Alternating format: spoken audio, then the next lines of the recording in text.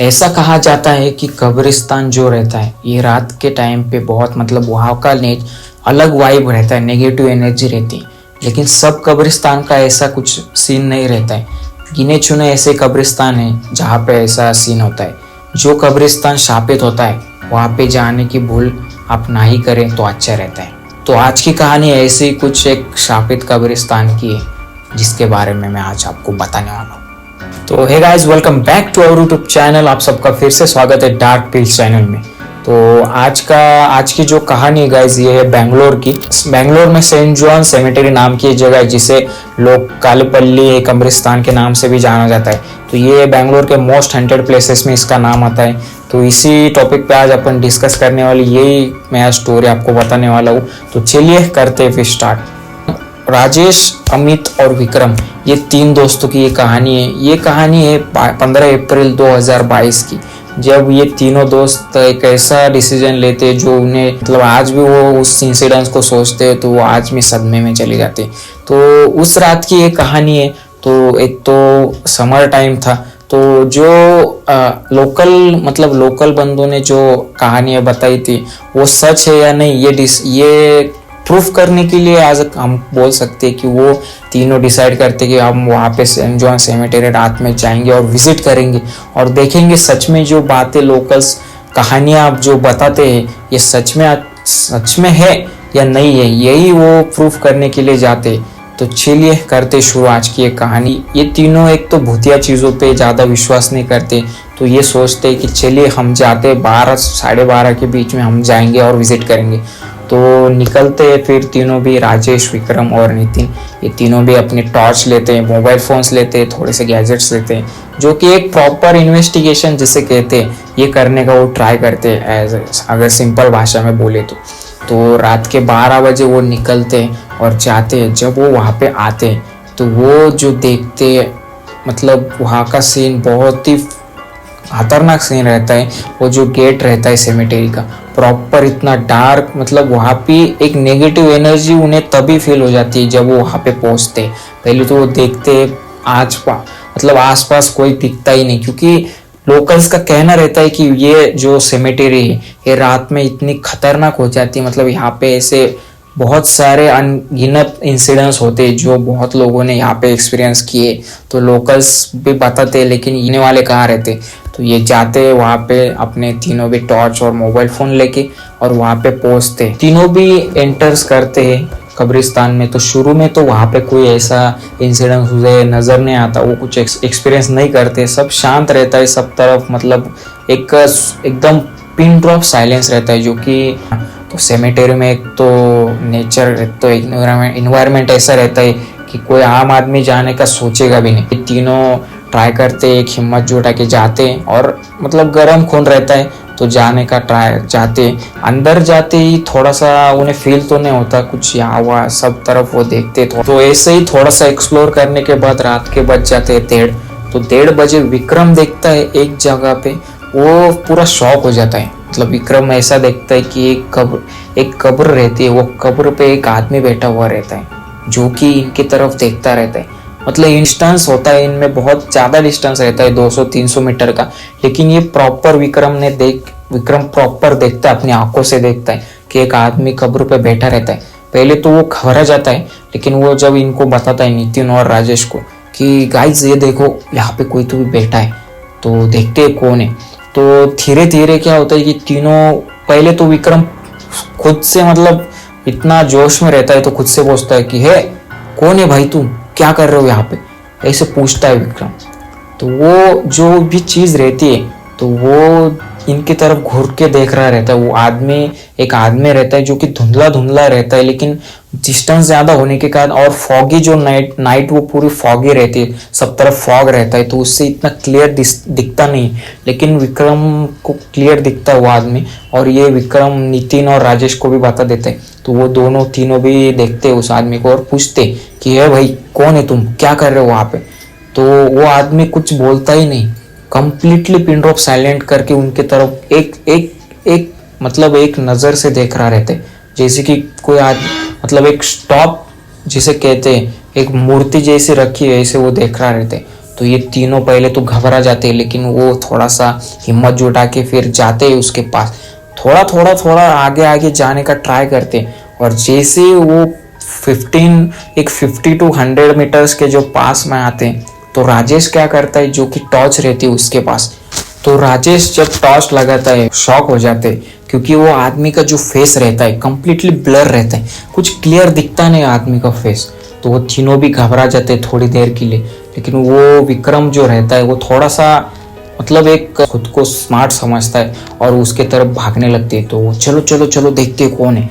तो जैसे ही वो तीनों भागते, आदमी सडनली खड़ा होता है और वो जंगल में, वो सेमेटेरी में आप अंदर तक भागने लगता है। वो आदमी भी भागने लगता है अंदर ही में सेमेटेरी में, और ये तीनों भी उसके पीछे भागने लगते हैं। थोड़ा आगे जाते क्या होता है कि कंप्लीटली डार्क होता है, मतलब बोल सकते हैं ना आप, रात के 1:30-2 बजे आप सोच सकते हैं कंप्लीटली डार्क है सेमेटेरी, और उसमें एक आदमी आपको दिखता है और आदमी भाग रहा है, आप उसके पीछे जा रहे हैं।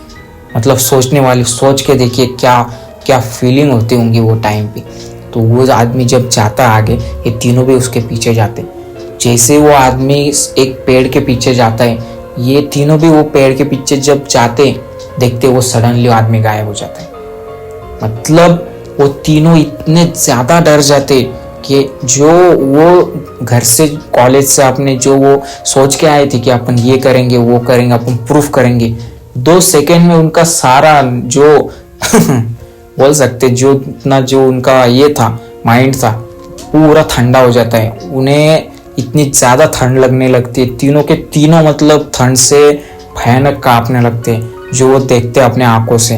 भाई एक आदमी अपने सामने था और 2 सेकेंड में गायब हो गया, मतलब आंखों से क्लियर दिख रहा था, उसके पीछे अपन आए इतने दूर और वो डायरेक्टली गायब हो गया।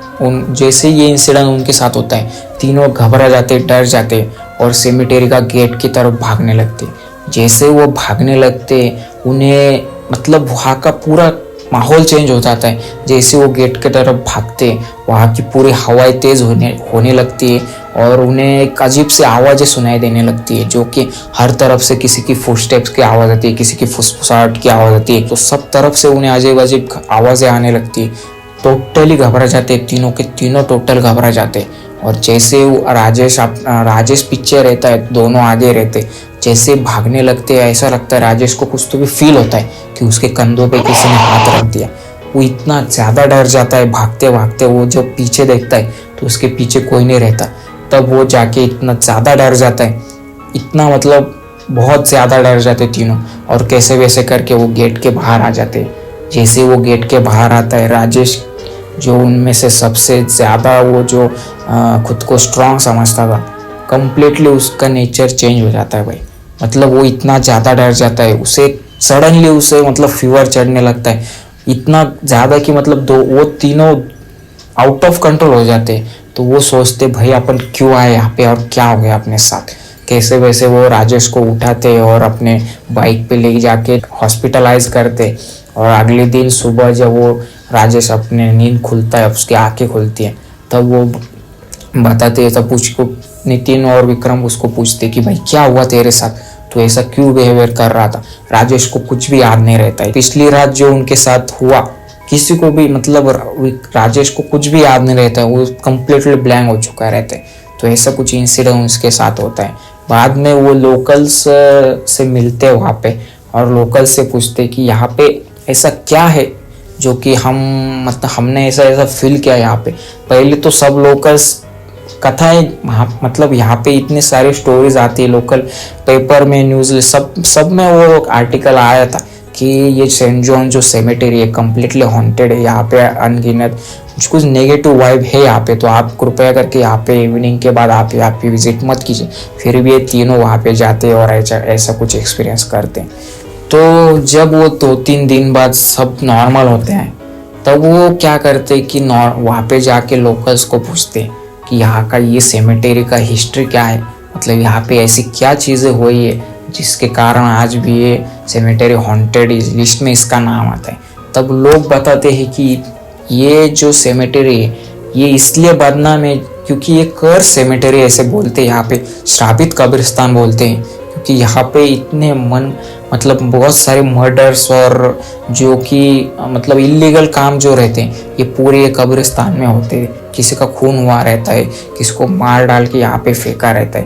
तो ये जो अनगिनत जो बॉडीज रहती है उनकी आत्माएं, ये कर्स आत्माएं रहती है और ये कम आज भी वहाँ पे सब तरफ घूमती है। आज भी बहुत लोगों को रात के समय दिखता है वहाँ पे किसी की आत्मा, किसी की डार्क शैडो, किसी का आवाज़ कंप्लीटली। मतलब वहाँ पे गवर्नमेंट ने भी बैन किया है कि रात में इवनिंग के बाद यहाँ पे प्लीज़ विजिट मत कीजिए, ये टोटली हॉन्टेड प्लेस है। और ऐसा भी कहा जाता है कि यहाँ पे जो काला जादू भी यहाँ पे बहुत सारा होता है, जो कि मतलब किसी की मन्नतें पूरी करने के लिए काला जादू भी किए जाते हैं। तो ये अघोरी विद्या में जो पुजारी वगैरह रहते हैं काला जादू के, ये यहाँ पे अपनी प्रैक्टिस करते हैं। ऐसा भी बहुत बार सुना है, बहुत लोकल्स ने बताया।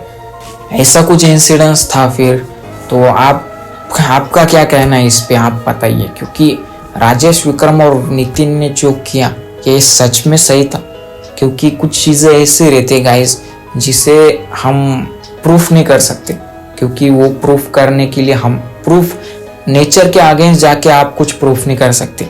जो चीज़ें होती है उसे उसी पे छोड़ देना ही सही रहता है, आपकी हेल्थ के लिए भी सही रहता है और वो चीज़ के लिए भी। तो मेरा तो यही कहना है गाइस, आप ऐसा कुछ मत कीजिए।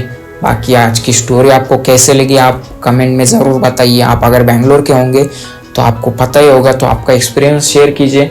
यही थी फिर आज की कहानी। तो मिलते फिर आपको किसी ऐसे हॉरर स्टोरीज में, तब तक के लिए बाय बाय।